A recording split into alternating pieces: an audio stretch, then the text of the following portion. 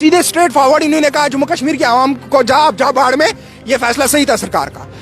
It's not possible, constitutionally ये possible नहीं है। अगर आप रूल ऑफ लॉ को देखेंगे ये कभी भी पॉसिबल नहीं है। Even in your dreams it's not possible, but इन्होंने पॉसिबल करके दिखाया on the floor of house and in this court of justice, जो हिंदुस्तान का सबसे बड़ी अदालत है, यहाँ पे भी ये दिखाया गया।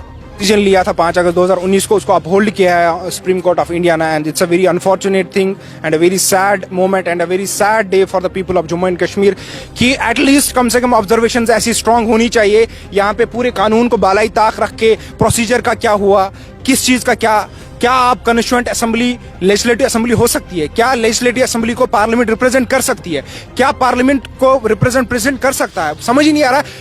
President is not a constitutional authority. There is a constitution. There is a bulky, lengthiest constitution in the world. वो वहां पे President is a nominal head of the state. आप क्या कह रहे हैं, मुझे समझ नहीं आ रहा कौन सी इंटरप्रिटेशन और कौन सी ऑब्जर्वेशन। फिर तो ये बात वही हुई जो honourable on the floor of house Amit Shah ने इंटरप्रिटेशन की चीजें की, जी ये हो गया, वो हो गया, वो हो गया, वही यहाँ पे अपहोल्ड हुआ। This is what has happened. This is really very shocking and very sad moment for the people of Jammu and Kashmir and for all those people जो constitution को मानते थे। कब तक अपहोल्ड है ये?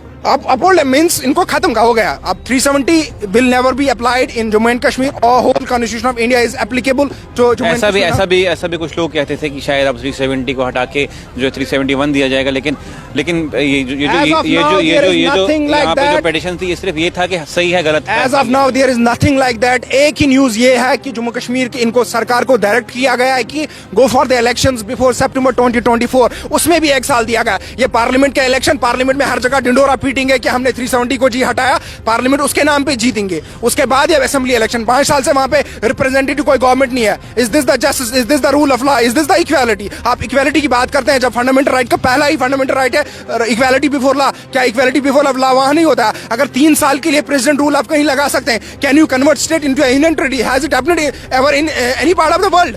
दुनिया में कहीं ऐसा हो सकता है? आप यूनिवर्सिटी को कॉलेज बना रहे हैं, कॉलेज को स्कूल बना रहे हैं, इसको भी आप वैलिडेट करार दे रहे हैं। यहाँ पे समझ ही नहीं आ रहा रूल ऑफ लॉ है कहाँ, कॉन्स्टिट्यूशन के जो प्रोविजंस कहाँ है। मुझे आज तरस आ रहा है कि कितना बढ़िया constitution doctor B R Ambedkar ने इस मुल्क को दिया था, इतने बड़े मुल्क को दिया था आज, लेकिन ये गलत हाथों में है और इसको कोई बचाने वाला आज नहीं है। मैं अपने आप पे प्राउड फील करता हूं कि अभी ये कश्मीरी जिनको ये हमेशा एंटी नेशनल कहते हैं, वो यहाँ पे आए, वो अपहोल्ड कॉन्स्टिट्यूशन की बात कर रहे थे, वो डेमोक्रेसी को बचाने की बात कर रहे थे, वो कॉन्स्टिट्यूशन को बचाने की बात कर रहे थे। आपने उनकी भी नहीं सुनी, आप खुद ही उसको दफन करना चाह रहे हैं, आप जनाजा निकाल रहे हैं इस कॉन्स्टिट्यूशन का, आप दिन दहाड़े डेमोक्रेसी का जनाजा करेंगे आप जो।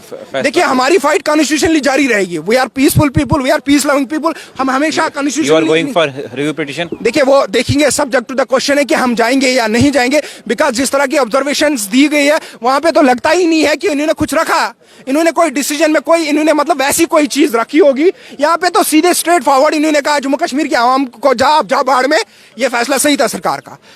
इट्स नॉट पॉसिबल, कॉन्स्टिट्यूशनली ये पॉसिबल नहीं है। अगर आप रूल ऑफ लॉ को देखेंगे ये कभी भी पॉसिबल नहीं है। Even in your dreams it's not possible, but इन्होंने पॉसिबल करके दिखाया on the floor of house and in this court of justice, जो हिंदुस्तान का सबसे बड़ी अदालत है, यहाँ पे भी ये दिखाया गया।